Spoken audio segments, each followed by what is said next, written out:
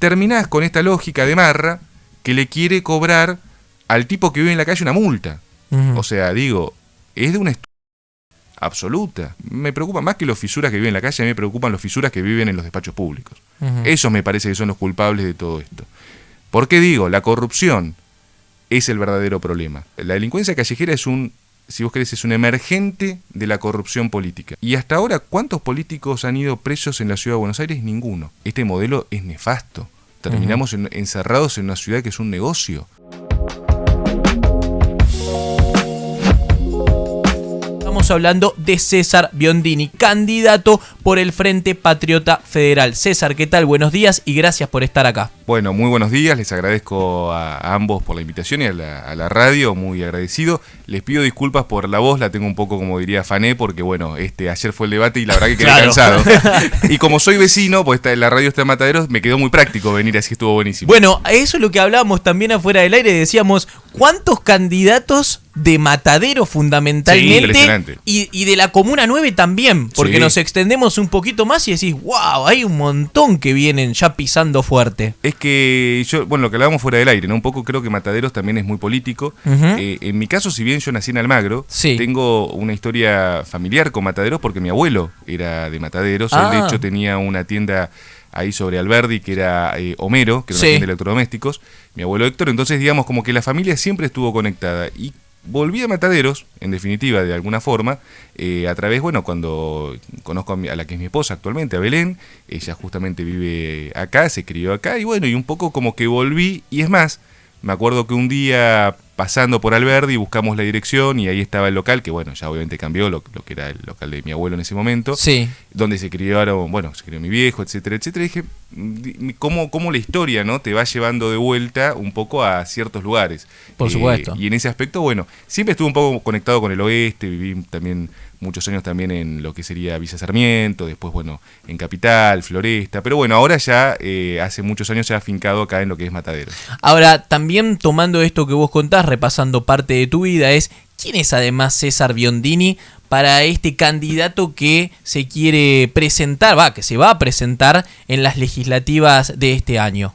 Bueno, mirá, soy de profesión soy abogado, tengo 42 años, como siempre digo, la verdad que en líneas generales durante la mayor parte de mi vida, si bien siempre milité, siempre estuve un poco en la parte de la organización partidaria, porque si era el apoderado del partido. Después las circunstancias de la lucha te llevan a ir un poco más al frente o a mayor exposición.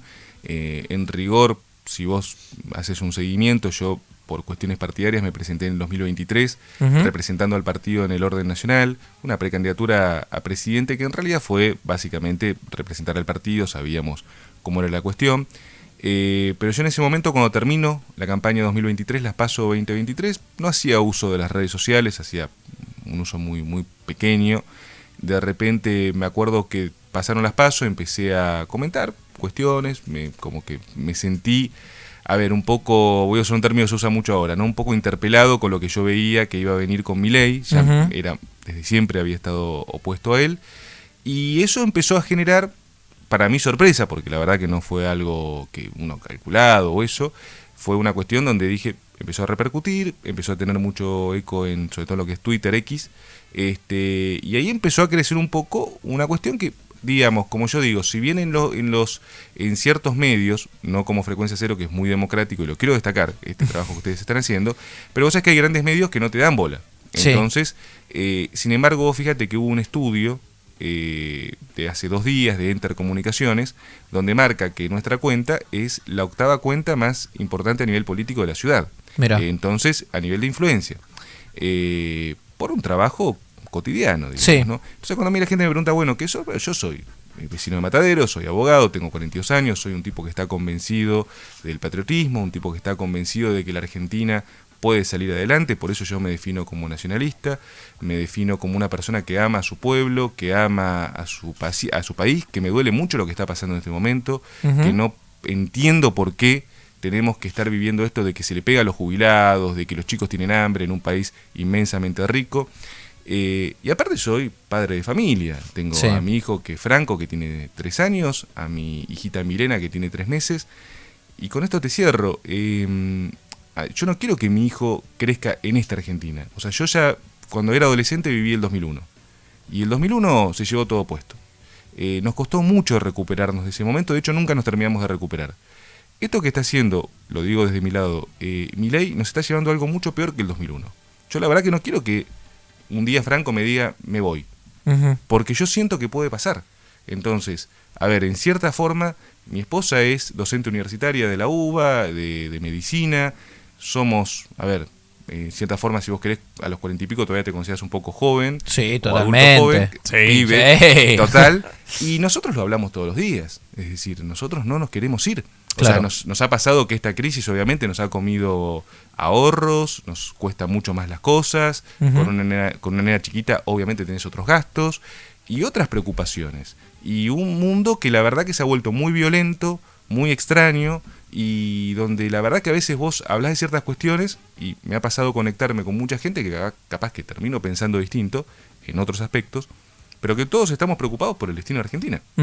Por eso yo, y con esto ahí sí es el punto final, por eso yo ayer hablaba de que para mí en este momento hay una grieta real entre aquellos que de una u otra forma defendemos a la Argentina y aquellos a los cuales no le importa la Argentina y dice que venga a Estados Unidos, que venga a Inglaterra, que ponga la bandera, total estamos de remate, porque hay una posición francamente de algunos sectores políticos que parece que el destino de Argentina no les interesa.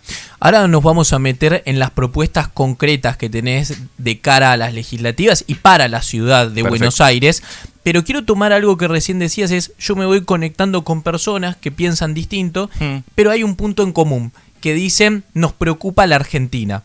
Ahora digo, ¿hay alguna posibilidad de que empecemos a construir, y esto lo he planteado con diferentes también candidatos que han venido acá, que empecemos a construir a partir de las conexiones que tenemos y dejemos un poco esta polarización?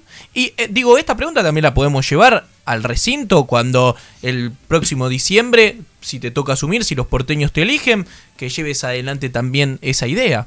Mira, yo creo que en algún punto va a ser inevitable por lo menos entendimientos. Es decir, las legislativas son muy difíciles porque justamente son polarización. De hecho, estamos viendo 17 listas. Sí. De las 17 listas, muchas listas son listas que habitualmente no participan porque se ingresan a frentes y que en esta elección, bueno, por intereses particulares definen participar con sus propios candidatos. Que si ves al MID con Caruso Lombardi, ves a, bueno, Yamil Santoro, y ves candidatos que habitualmente no se presentarían en un ejecutivo, se presentan en una legislativa.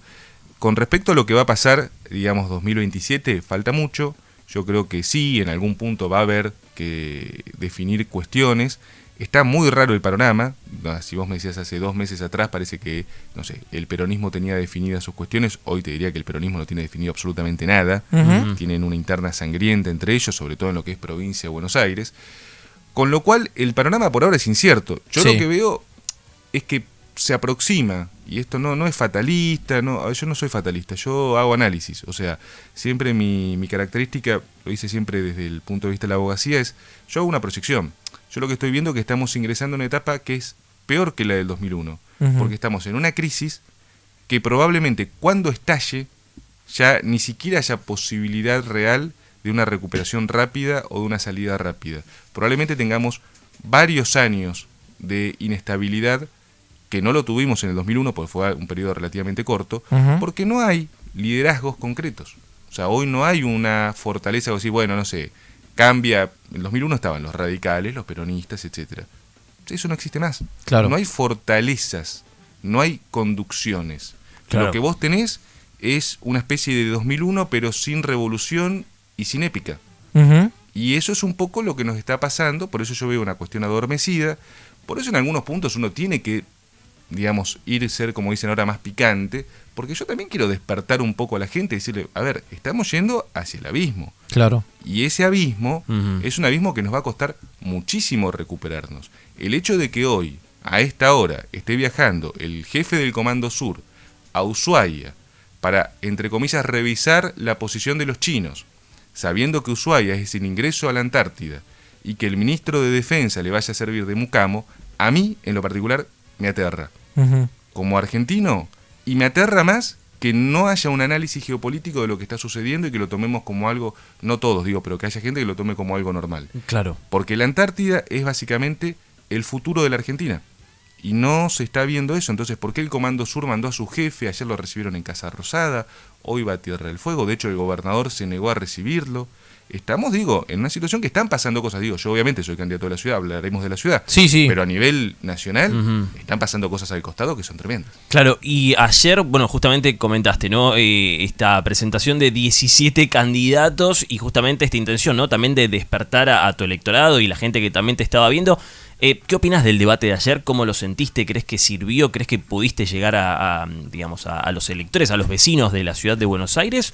¿O fue un tanto complicado teniendo en cuenta que eran 17 candidatos? Bueno, el debate, la organización del debate fue compleja. Fue las reuniones previas que tuvimos con el Instituto de Gestión Electoral fueron complejas porque la verdad que no se sabía bien el lugar. La organización salió, quiero destacar, salió muy bien para lo caótico que fue. Claro. Quizás el objetivo... Yo no sé cada uno cuál era el objetivo, nosotros en lo personal lo marqué. De hecho, somos una de las fuerzas que quizás tenemos menos visibilidad en los medios, más visibilidad en las redes, es una paradoja, y mucha visibilidad en las calles.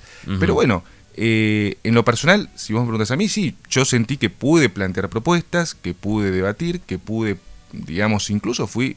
Sinceramente, hay muchos que dicen que son opositores. Bueno, fui el único que enfrentó a Santiago Caputo. Digo, incluso escuché candidatos que hablan mucho en contra. Nadie se atrevió a ir contra el verdadero Rasputín de Milei.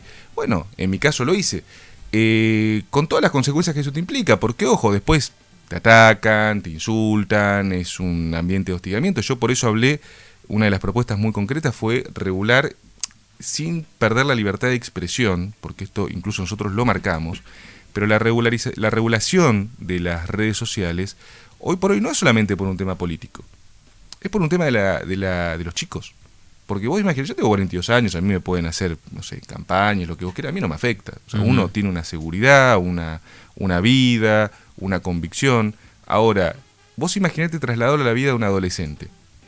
El adolescente es muy difícil que reciba y que pueda asumir ese hostigamiento digital. Hoy en las escuelas está ocurriendo. Hoy en las escuelas también está ocurriendo el hostigamiento contra chicos y contra chicas. Cuando hablo contra chicas estoy hablando de las deepfakes y estoy hablando de fotos trucadas y estoy hablando de una cuestión que hoy por hoy la ciudad no lo tiene legislado. Entonces te dicen, no, vas a cibercrimen, te dicen, no, nosotros no sabemos, nosotros no entendemos, pero lamentablemente la vida digital, por más que a mí no me guste, trasciende a la vida real. Entonces, cuando hablamos de la regulación sin perder la libertad de expresión, hablo de eso. Ahora, obviamente, como es un poco el yeite de los mileístas, cuando mencioné eso, se pusieron locos, ¿cómo nos vas a prohibir? ¿Qué comunista? Pero ellos usan las redes sociales para atacar a la gente. De hecho, yo he hablado con gente, no voy a dar nombres propios porque no pedí permiso para eso, pero gente a la cual le han ido a la casa, le han amenazado a los padres, los han llamado al trabajo, diciendo vos estás hablando con tal persona, sabés tal cosa, te inventan historias. A esa gente hay que buscarla, y no son muchos, no son muchos. Y en realidad los conocemos, pero bueno, legalmente, como abogado digo, planteemos una ley contra eso. Sintetizando, el tema del debate me pareció, para algunos candidatos fue bueno, para otros no, creo que desnudó las virtudes y defectos de algunos quizás se esperaba mucho y no hubo, de otros no se esperaba nada, quizás se sorprendió, pero bueno, fue un debate largo, tres horas prácticamente consumió el debate. Fue un debate largo, todos terminamos cansados, bueno, la verdad que, pero estuvo entretenido. ¿Qué le viene a proponer César Biondini a los porteños para estas elecciones? ¿Qué le promete que llevará a la legislatura porteña? Mira, nosotros creo que, digamos, a lo largo de la campaña, cuando escuchás a los vecinos, pude acuñar, si vos querés, elaborar un concepto que me parece que sintetiza, que nosotros lo que hablamos es de orden con justicia social. Porque vos escuchás a Marra y te habla de los fisuras, los que viven en la calle, perfecto, listo, como si ese fuera el único problema de la ciudad. Y después del otro lado te plantean cuestiones, sí, la justicia social, pero con planteos cuasi anárquicos. Nosotros lo que hablamos es de orden, obviamente, creo que la ciudad lo merece porque todos queremos vivir bien, pero no quiero un estado policial, o sea, no quiero 1984, o sea, no quiero el modelo Bullrich, que es en este momento lo que estábamos viviendo. Nosotros tenemos 14 propuestas. Para mí el principal eje hoy por hoy cuando hablas con los vecinos es el tema de seguridad, por eso planteamos dos cuestiones allí. Por un lado, la creación de la Policía Judicial. ¿Qué es la Policía Judicial? Es una fuerza de investigación nueva, un cuerpo especializado, por afuera de la policía de la ciudad. Hoy cuando vas a una comisaría, las comisarías, haces una denuncia, están totalmente, digamos, colapsadas por el trámite de, bueno, no, espere que tomo la denuncia, pero tengo que mandar a Fiscalía me está llamando, aguánteme que tengo que mandar a un patrullero a notificar una cuestión. La Policía de la Ciudad no está para eso. La Policía de la Ciudad está para patrullaje y prevención, nada más. Nosotros lo que planteamos es que la Policía Judicial lleve adelante las investigaciones. ¿Por qué digo esto? Porque también ocurre que la Policía de la Ciudad, al depender del Poder Ejecutivo, está muy condicionada por el poder político. Y hay muchas investigaciones que no se llevan adelante o que se detienen porque llaman ciertos funcionarios a ciertos comisarios y esos comisarios dicen, bueno muchachos, hasta acá llegamos. La Policía Judicial justamente cortaría con eso, pero para cortar con eso definitivamente y ser un cuerpo de investigación realmente independiente de la Policía de la Ciudad, planteamos que no dependa del Poder Ejecutivo, sino que dependa del Poder Judicial. Ahora bien, y ahí hago la segunda cuestión. Poder Judicial, perfecto, y alguien me va a decir, sí, César, sos muy ingenuo, el Poder Judicial está colonizado por el macrismo, lo crearon ellos, de hecho, en definitiva. Ahí está la segunda propuesta, la elección popular del fiscal general de la ciudad. ¿Por qué? Porque el fiscal general de la ciudad es justamente quien lleva las investigaciones por definición. Hablamos de democratizar el último poder que no ha sido democratizado, que es el Poder Judicial. Sí. Obviamente no te da la elección popular de los jueces porque sería una pavada, pero sí te digo la elección popular de quien representa en realidad al pueblo. ¿Por qué? ¿Qué es el Ministerio Público Fiscal? La representación del pueblo. Una representación del pueblo que hoy es elegida por un acuerdo entre el jefe de gobierno y la legislatura. Yo digo, no, proponemos que la elección sea popular. ¿Y cómo doto a ese fiscal general de la ciudad electo por el pueblo que no sea una figura decorativa? Le doy el control, le paso el control de la Policía Judicial. Sí. De esa forma, acá revolucionamos la seguridad y la investigación y el combate contra el delito en la ciudad. Porque vas a tener una policía de la ciudad con muchos recursos para patrullar y menos recursos y no tiene que dedicarse a esta cuestión de la parte administrativa, y tenés un cuerpo de investigación totalmente independiente, con una figura que responde a la gente y no al poder político. Entonces la ciudad va a cambiar, porque si no, lo que es actualmente la ciudad de Buenos Aires es una Rosario de buenas maneras, pero nosotros tenemos comunas abandonadas. Nosotros hemos ido a Villa Soldati y el vecino te dice, mirá César, no vengas más allá de las 6, 7 de la tarde, porque acá baja el sol y salen los vampiros, o sea, salen los narcos, y esto es real. Vos tenés comunas totalmente abandonadas, las comunas del sur están abandonadas. Parque Patricios, Villa Lugano, Villa Riachuelo, Liniers es tierra de nadie, Calle Avellaneda es básicamente un gran negociado a cielo abierto, lo vemos los porteños todos los días. ¿Por qué no hay incidentes como Rosario? Porque es la ciudad de Buenos Aires. Porque acá se cuidan, porque acá tienen Puerto Madero, porque acá salen de acá y tienen a 15 minutos Nordelta, entonces, bueno, han hecho una especie de connivencia. Pero esto generó el macrismo en este momento. Y después, bueno, si me permitís cortito, sí, tenemos propuestas sobre educación, obviamente, hablamos de una educación que tiene que ser una educación para nosotros que tiene que contemplar dos formaciones, la formación intelectual y también suplir una cuestión que es la emergencia alimentaria que tenemos entre los chicos. Ayer se hablaba de las viandas, yo estoy de acuerdo. Nosotros hablamos de un modelo que, si vos querés, está inspirado en las escuelas técnicas, pero es un modelo de doble turno, optativo, porque hay familias que quizás no lo quieran en la escuela pública, pero un modelo en el cual vos tengas la educación formal en un turno y talleres de formación artística, tecnológica, cultural, etcétera, a la tarde, pero con alimentación. Cuando hablo de alimentación es desayuno, almuerzo y merienda reforzados. Es decir, los chicos tienen que comer. Un chico con hambre no aprende, por más que los psicopedagogos te expliquen un montón de cosas. El chico tiene hambre. Y hay chicos con hambre. Hay chicos que no comen las 4 comidas diarias, que no comen 2 comidas diarias. Sí. Y lo último que me parece relevante, que dentro de las 14 propuestas que tenemos, obviamente es el tema salud. Tenemos un sistema, una infraestructura hospitalaria con 120 años de antigüedad, donde lo único que hace Jorge Macri es arreglar las guardias, ponerle 2 cartelitos de neón y ya está. Nosotros lo que estamos, o de LED, mejor dicho, me quedé en el tiempo, de LED. Y la realidad es que vos tenés hospitales como el Ramos Mejía, que tiene una invasión de ratas.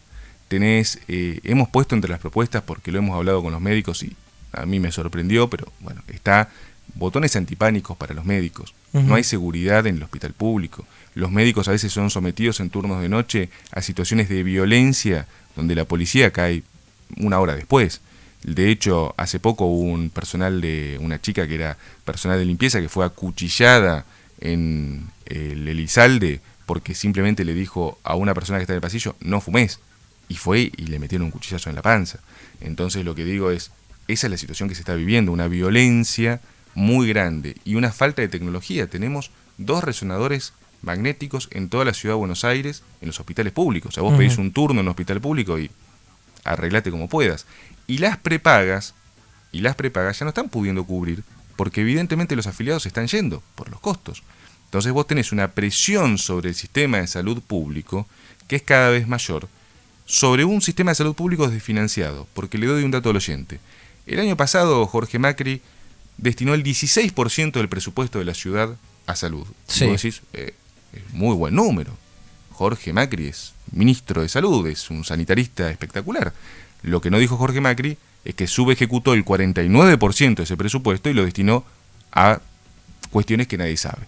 Entonces, a ver, te ponen formalmente en blanco un presupuesto, pero después ese dinero va a otro lado.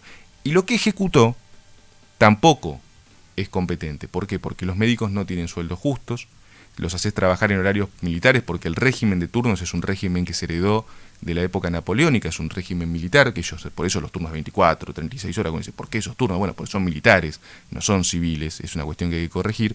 Y aparte, al personal de salud no lo reconoces como personal de salud, a los enfermeros no los reconoces como personal de salud, no sé qué son entonces en el concepto de Jorge Macri, asistentes, no sé qué vendrían a ser, teloneros de los médicos, no sé qué son, plomos, pero son personal de salud, les tenés que reconocer los derechos que les rigen a ellos. Bueno, eso es un poco las propuestas, hay más, pero bueno, si no me extiendo mucho. Ahora, no, me parece, por eso te dejamos hablar, y es la idea, porque en realidad es la idea que los oyentes los escuchen a ustedes, que son en definitiva los candidatos y los que se tienen que presentar, más que escucharnos a nosotros en reflexiones que aparte nos tienen todos los días acá en el 92.5, pero pensando en esas 14 propuestas, ¿cuántas puede llevar adelante la ciudad de Buenos Aires desde la legislatura proponiéndolo? Porque después es presentar un proyecto, entrar en el acuerdo, porque a veces noto que algunos candidatos dicen, conmigo se termina tal cosa.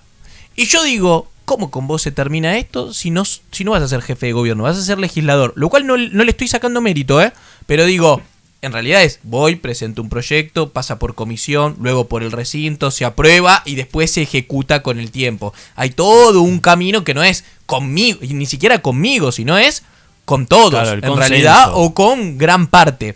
Ahora, pensando en esas 14 propuestas, ¿cuántas son de decir, bueno, la ciudad de Buenos Aires puede definitivamente, más allá de lo que sucede a nivel país, tomar la decisión? ¿Y cuántas es, bueno, de algún modo dependemos del contexto nacional? Es una buena pregunta porque justamente es lo que uno se formula. A ver, cuando yo cursé la carrera de Derecho, una de las primeras cosas, me acuerdo, creo que era Introducción al Derecho, ya te enseñaban, te decían, mirá, el legislador, yo en ese momento no tenía ni idea que iba a hacer esta actividad política, ellos te decían, mira, el legislador tiene que pensar en leyes que se puedan aplicar de aquí a 50 años. Esa es la buena ley. O sea, una ley buena es, si dura 50 años es un montón. Sí. Porque hay cosas que no podés prever. Pero, sobre todo, leyes posibles. Entonces, cuando nos sentamos con el equipo, yo lo primero que hice fue revisar que la ley sea posible. O sea, primero y principal que sea aplicable. Y segundo, que sea una ley de consenso.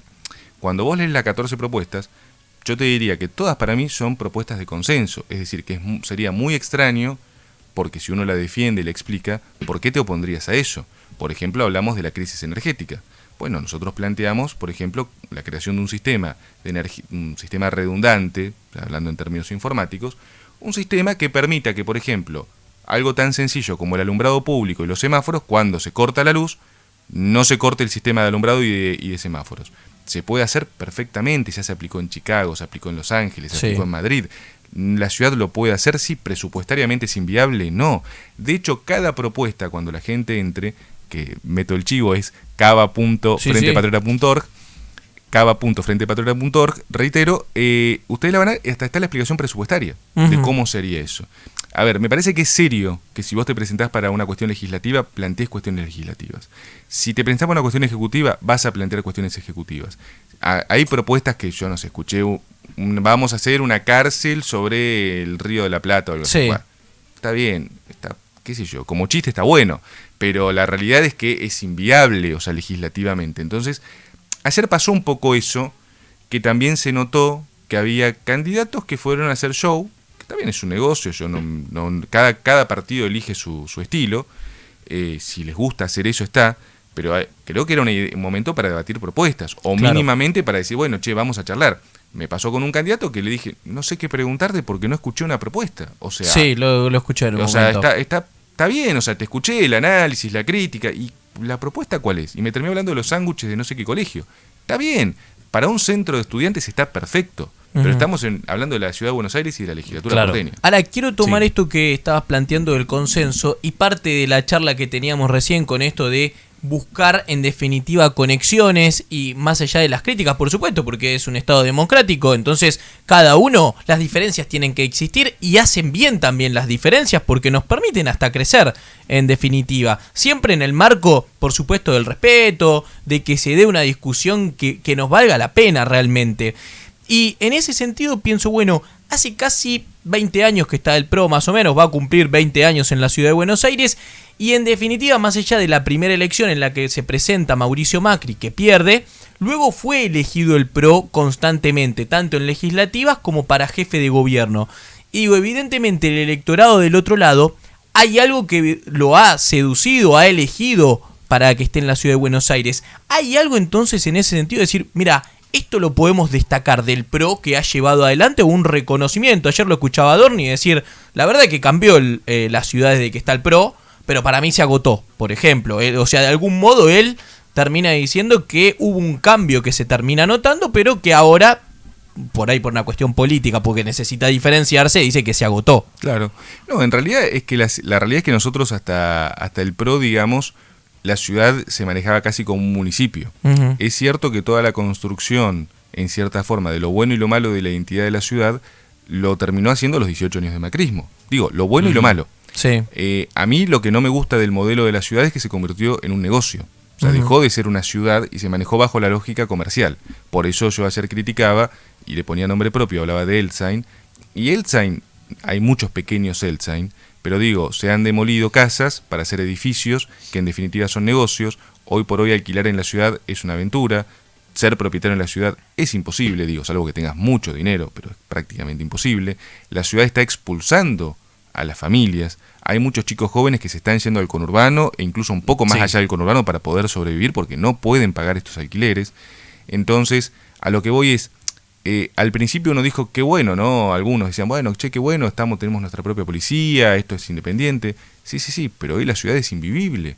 Uh-huh. No es que el modelo se agotó, porque eso sería decir, bueno, funcionó durante un tiempo. Este modelo es nefasto. Terminamos encerrados en una ciudad que es un negocio que no es para los vecinos, un negocio que es para un grupo político.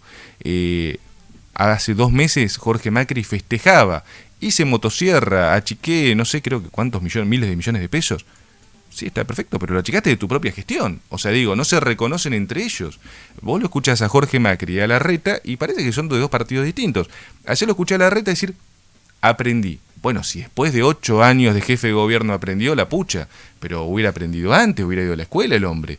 Entonces vos lo escuchás a Larreta, y Larreta parece que es un chico nuevo en la política, que está ingresando ahora, que recién está entendiendo. A Larreta le pagamos la campaña presidencial. Uh-huh. En el 2023 nos enchufó acá un metrobús en Alberdi que no tiene ningún tipo de sentido, y un metrobús en directorio totalmente con sobreprecio, para pagar la campaña política a Larreta. Entonces, y hoy lo veo a Larreta haciendo campaña, digo yo, a mí me gustaría saber cómo se financian las campañas, porque veo a Larreta con camionetas ploteadas último modelo, Larreta, la cara de un marciano, dando vueltas por mataderos, por todos los barrios. Yo digo, ¿de dónde sale el dinero, no? Porque aquí, ¿cuál es la transparencia en esta campaña? Nosotros hacemos la campaña, mirá, te soy sincero, para hacer campaña, hasta quien te habla ha sacado hasta un préstamo personal para poder pagar los folletos, las cuestiones, porque uno es un laburante, o sea, nosotros no tenemos grandes medios. Entonces, yo le aclaro a la gente, por ejemplo, ustedes son un medio absolutamente democrático, es una invitación, tenemos esta charla. O sea, que hay medios que te cobran por eso. Entonces, y yo tampoco entro en esa lógica, porque si bien yo entiendo que alguno me dirá, bueno, César, lo que pasa es que con la pauta, bueno, está perfecto, listo, pero no te abren ni un minuto. Y después te dicen todas las voces, ¿no? Todas las voces, todas, no son todas las voces, son todas las voces que pueden. Entonces, ¿qué te quiero decir con esto? Que la ciudad, hoy por hoy, para mí, este modelo se tiene que terminar. O sea, nosotros hablamos por eso, de una ciudad con orden, con identidad, pero con una comunidad organizada, con justicia social. Una ciudad que realmente sea para los vecinos y no este modelo terrible que sinceramente para mí es excluyente. Y terminás con esta lógica de marra que le quiere cobrar al tipo que vive en la calle una multa. O sea, digo, es de una absoluta. No, los fisuras son... a mí me preocupa, ¿sabes lo que me preocupa más? Te cierro con esto. Me preocupa más que los fisuras que viven en la calle, a mí me preocupan los fisuras que viven en los despachos públicos. Esos me parece que son los culpables de todo esto. ¿Por qué digo? La corrupción es el verdadero problema. No, la delincuencia callejera es si vos querés, es un emergente de la corrupción política. Y hasta ahora, ¿cuántos políticos han ido presos en la ciudad de Buenos Aires? Ninguno. 18 años de macrismo, no vi un macrista preso. No hay un macrista que digan, che, nos equivocamos. No, nada. Entonces digo, bueno, ahí está la madre del borrego, como dice el tango. Claro. César, hay 17 candidatos y un poco recién estaba haciendo mención sobre, bueno, el PRO está con los Penato, aparece Horacio Rodríguez Larreta, que hasta hace muy poquito tiempo estaba justamente dentro del PRO. Ayer hubo una chicana también vinculado a eso, entre ellos, por supuesto. Después aparece del otro lado La Libertad Avanza, con un Marra que también hace 2 minutos era parte de La Libertad Avanza, con un Yamil Santoro que uno lo puede meter en la parte de La Libertad Avanza, alguno por ahí dentro del PRO, porque en realidad Republicanos Unidos también participó de eso. Da la sensación como que hay pequeñas internas, ¿no? El peronismo con Abal Medina y Santoro. Y yo te escuchaba ayer y decías, bueno, yo soy nacionalista. Y la escuchaba a Mila y Mila dijo también, yo soy nacionalista. ¿Se dan internas? ¿Hay una interna acá en el caso tuyo con Mila? ¿Hay una interna vinculado a La Libertad Avanza por una cuestión de hacer una división entre derecha e izquierda, como la izquierda también tiene su división con 2 listas? ¿Existe eso? No, mira, en el caso nuestro, por lo menos no.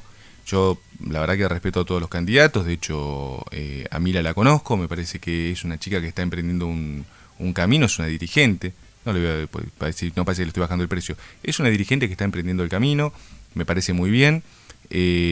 Bueno, ella tiene su historia política, ¿no? Que estuvo, bueno, ella misma lo reconoció, estuvo vinculada al tema libertario. Bueno, después celebro que se haya dado cuenta en el caso de ella de que, bueno, no estaba en el lugar correcto, o por lo menos no en el lugar correcto para ella. Pero en el caso nuestro, nosotros tenemos una trayectoria, tenemos una historia. Yo tengo una definición política muy concreta, la pude exponer. Tengo una ideología, esa ideología la expongo, y a veces incluso es interesante esto que vos decís, porque es una cuestión muy difícil. Yo no me considero, por ejemplo, de derecha, tampoco me considero de izquierda. Es decir, si la derecha, eso el planteo de vamos a patear fisuras por la calle, porque son fisuras o porque lo que ellos le dicen fisuras es gente en situación de calle. Correcto. Quiero aclarar esto. O sea, él le dice fisura a una persona que está en situación de calle, y él le dice fisura a una familia que ha perdido todo, y a una familia que necesita ayuda, no represión y que la tiren a la provincia de Buenos Aires como si fuera un desperdicio. Entonces, en ese aspecto creo que, por eso yo dije, creo que la interna para mí no vale, creo que sí son conceptos de quienes estamos a favor de una patria que realmente, yo siempre digo que para mí la única patria grande es Argentina, eso siempre lo manifiesto, me dicen, pero eso... Yo creo que tenemos que defender lo nuestro. O sea, me parece bárbaro que le vaya bien al resto de los países, pero yo me preocupo por el mío. Claro. Porque creo que la Argentina puede salir adelante con sus propios recursos. Después sí, la hermandad latinoamericana, la hermandad mundial, sí, está perfecto, buenísimo. Pero yo soy nacionalista. Creo que todos los países que han progresado han tenido una política nacionalista. El mundo lo marca. A ver, Trump, Putin, 2 figuras totalmente antagónicas. China misma tiene una política profundamente nacionalista. A nosotros nos venden el propio Milei el libre mercado, pero hace negocios con un dirigente como Trump, que es un tipo ultranacionalista, con todos los defectos que puede tener. Entonces yo digo, este es el problema que tenemos actualmente en la Argentina. los modelos que te vienen a entregar y que te quieren convencer que el extranjero es bárbaro, y los modelos como nosotros decimos, tenemos que empezar a sobrevivir con lo nuestro y a crecer y a desarrollarnos. La Argentina tiene toda la potencialidad, para valga la redundancia, ser una potencia regional. Fíjate que Milei lo primero que destruyó fue el modelo tecnológico argentino. Los proyectos nucleares, los proyectos satelitales, el CONICET, lo primero que hizo fue destruir eso. Que es justamente lo único que la Argentina tenía para poder salir económicamente por fuera de esperar una buena cosecha y que la chicharrita no se coma la cosecha y que el sol no termine calcinando el sembradío, porque es lo que pasa siempre. Estamos dependiendo de que el clima nos dé una buena cosecha para poder sobrevivir y sacar unos dólares más, cuando la Argentina tiene desarrollo tecnológico. Ese desarrollo tecnológico lo perdimos. Esa es la interna. Los que defendemos la patria, o por lo menos el concepto de que la Argentina es justamente lo que puede salir adelante, y otros que le dicen, no, para nosotros tenemos que insertarnos en el mundo, ser una pieza más de esta cuestión, y ahí, bueno, que Dios proveerá, o no, bueno, claro, Estados Unidos proveerá. Claro. César, gracias por haber venido. Un placer. Y bueno, vamos a intentar seguir con esta recorrida con cada uno de los dirigentes. Muchísimas gracias. Muy agradecido por el espacio. Y disculpen que hablé mucho. No, está bien, era la idea que te puedan escuchar, por supuesto, los oyentes. César Biondini, del Frente Patriota Federal, uno de los candidatos que ustedes pueden elegir el próximo 18 de mayo en las elecciones legislativas de la ciudad.